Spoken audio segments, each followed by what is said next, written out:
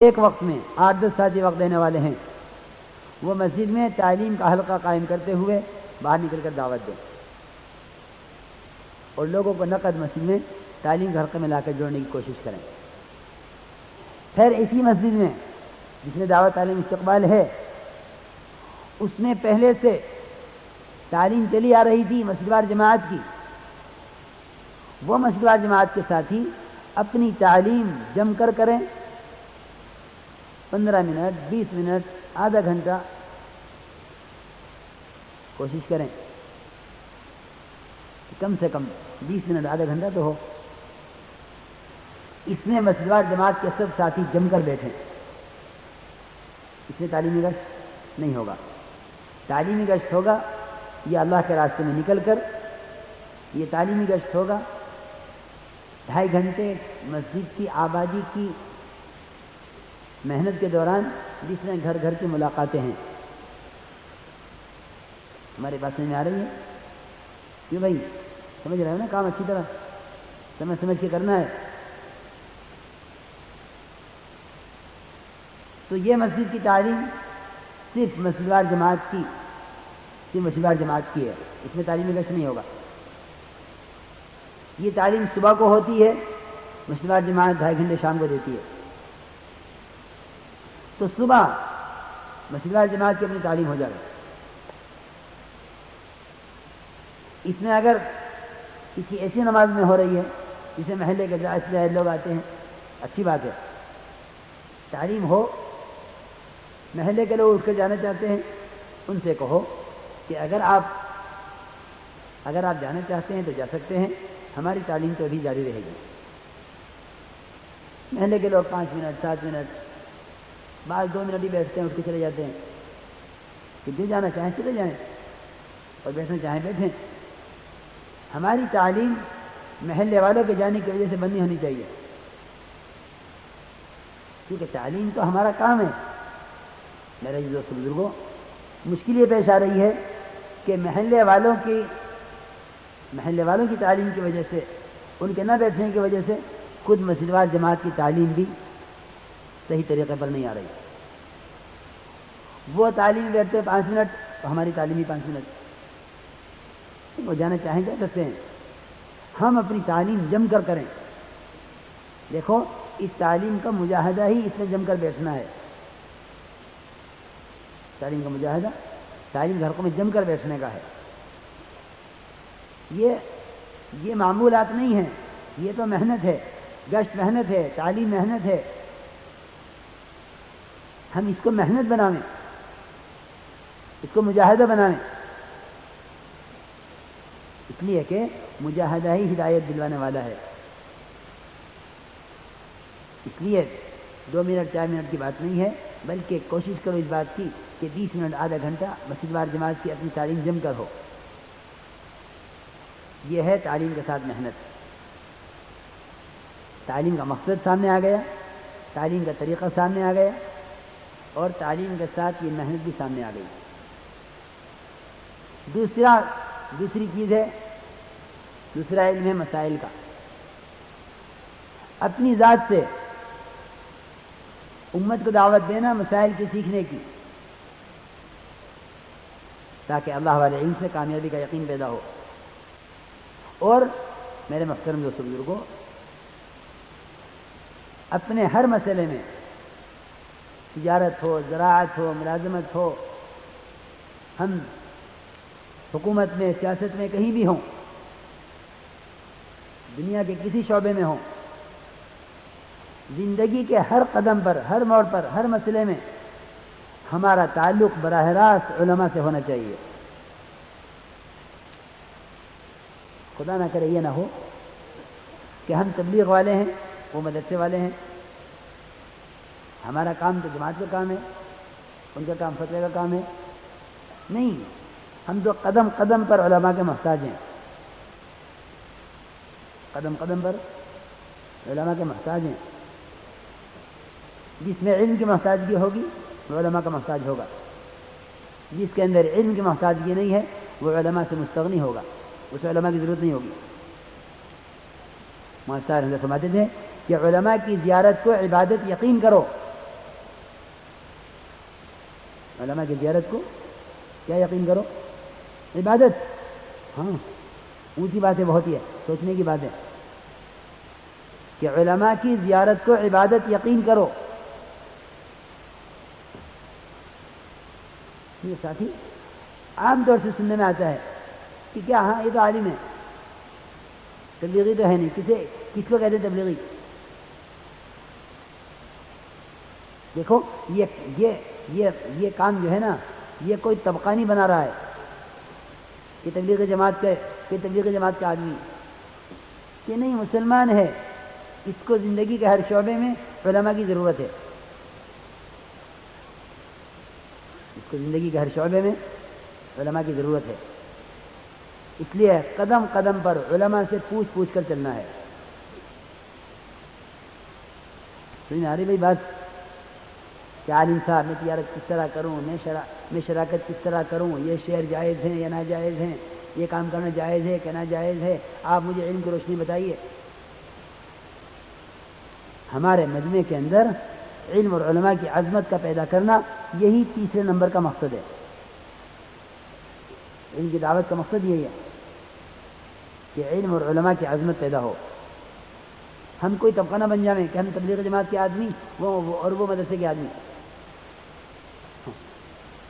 نہیں میرے محترم دوستو، یہ بات ٹھیک نہیں ہے. بلکہ داعی کی طبیعت میں وسعت ہو کہ سارے کام نبوت کے کام ہیں.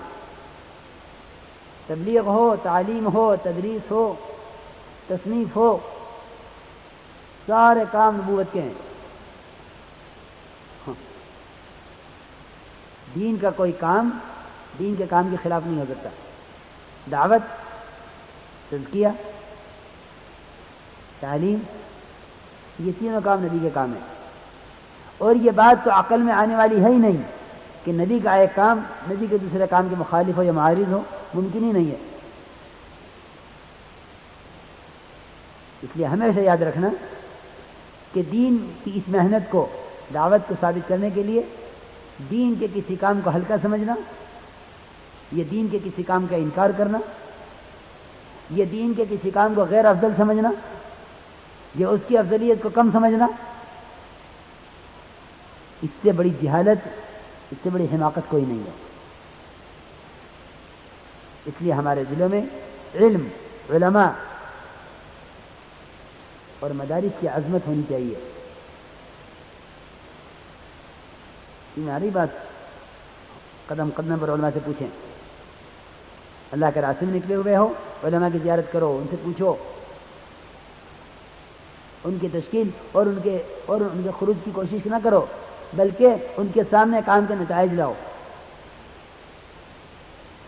اپنے کارنامے نہیں، کام کے نتائج کہ الحمدللہ یہاں محنت ہوئی، اس سے اللہ کا فضل ہے، اس سے یہ فضا بنی، بس کافی ہے. ان سے دعاؤں کی درخواست کر دو.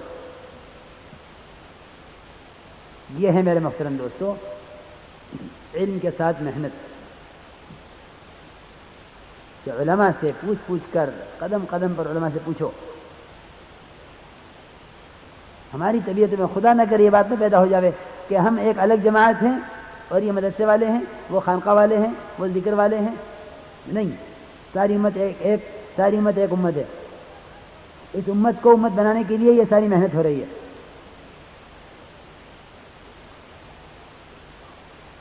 اس لیے ہر قدم پر علماء سے پوچھ کر چلنا. زندگی کے ہر شعبے میں تحقیق کرو. کیونکہ ایسا فرماتے تھے کہ علم میں لگنا اس بات کی تحقیق میں لگنے کو کہتے ہیں کہ میرا رب مجھ سے کیا چاہتا ہے. بس یہی بات ہے. علم میں لگنا اس بات کی تحقیق میں لگنے کو کہتے ہیں کہ میرا رب مجھ سے کیا چاہتا ہے. کریں گے بھائی انشاءاللہ. اسی طرح میرے محترم دوستوں سے رو کر اللہ سے مانگو کہ اے اللہ تو مجھے توفیق دے دے ہر اس چیز کی جو تم مجھ سے چاہتا ہے. اللہ سے رو کے اس کو مانگا کرو. کیونکہ کوئی عمل، کوئی اطاعت اللہ کی توفیق کے بغیر نہیں ہو سکتی. کتنے لوگ ایسے ہیں جنہیں دین کی معلومات ہے مگر دین زندگی میں نہیں ہے.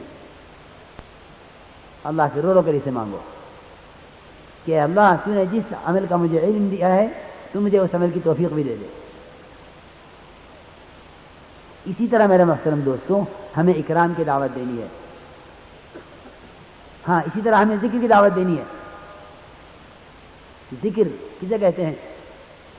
کہ ذکر کہتے ہیں مسلمان کی پوری زندگی اس کے 24 گھنٹے ذکر ہیں. ذکر صرف تسبیحات کا نام نہیں ہے، بلکہ 24 گھنٹے اللہ کے حکموں کا پابند بن کر محمد صلی اللہ علیہ وسلم کے طریقے پر اطاعت کے ساتھ 24 گھنٹے گزارنا، اس کا نام ذکر ہے. اس میں زبان کا بھی ذکر، ہاتھوں کا بھی ذکر، پیروں کا بھی ذکر، آنکھوں کا بھی ذکر، کانوں کا بھی ذکر، سارے اعضاء کا ذکر الگ الگ ہے.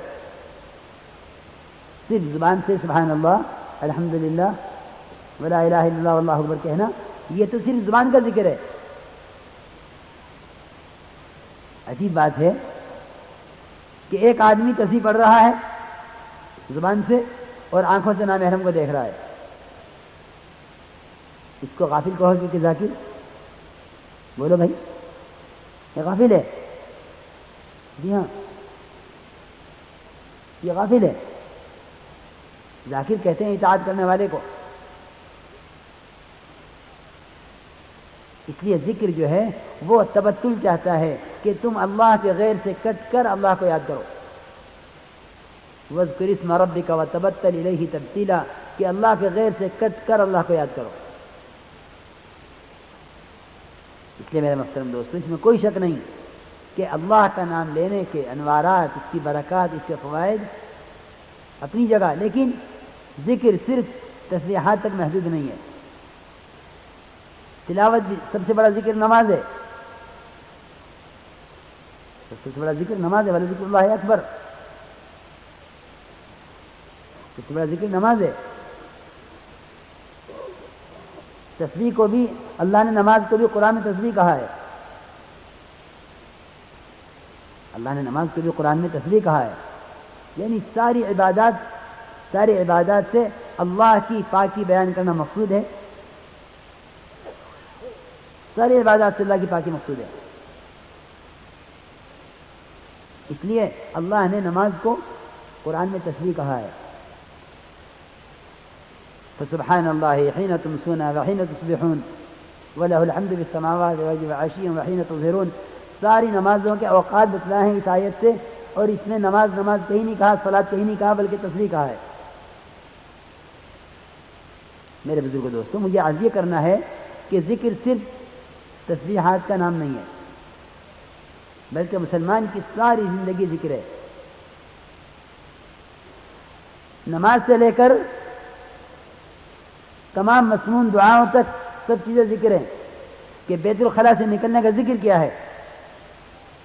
غفرانک الحمدللہ الذی اذھب عنی الاذی وعافانی. یہ بیت الخلا سے نکلنے کا ذکر ہے. بیت الخلا میں جا رہا ہے، اب جب تک بیت الخلا میں رہے گا ذکر نہیں کر سکتا کہ بیت الخلا میں ذکر کرتا ہوا داخل ہو.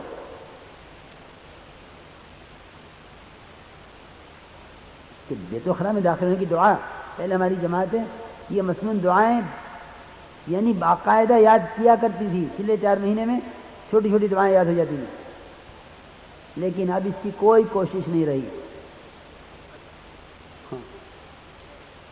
اب ایسا محسوس ہوتا ہے کہ زیادہ محنت کوشش جماعتوں کے نکالنے کی ہے، اپنے بننے کی کوششیں کمزور ہوتی جا رہی ہیں. میں تو شروع سے یاد کر رہا ہوں کہ ساری نقل و حرکت اپنی ذات کو بنانے کے لیے ہے، ترغیب دوسروں کے لیے، تکلیف اپنے لیے. یہ ہمیں اصول بتایا گیا ہے، لا تکلف الا نفسک وحرض المؤمنین. تو پہلے ہماری جماعتیں وہ پچھلے 4 مہینے میں مسنون دعائیں سیکھ لیا کرتی تھی، اور اب تو لوگوں نے 5 کام مسجد وار جماعت اتنے اختلافات پیدا کر لیے کہ انہی کے سلجھانے الجھانے کو کام سمجھتے ہیں. 24 گھنٹے جس طرح گزرنے چاہیے تھے، کیونکہ مومن تو ہر آن ہر لمحہ ایک عمل سے دوسرے عمل کی طرف منتقل ہو رہا ہے.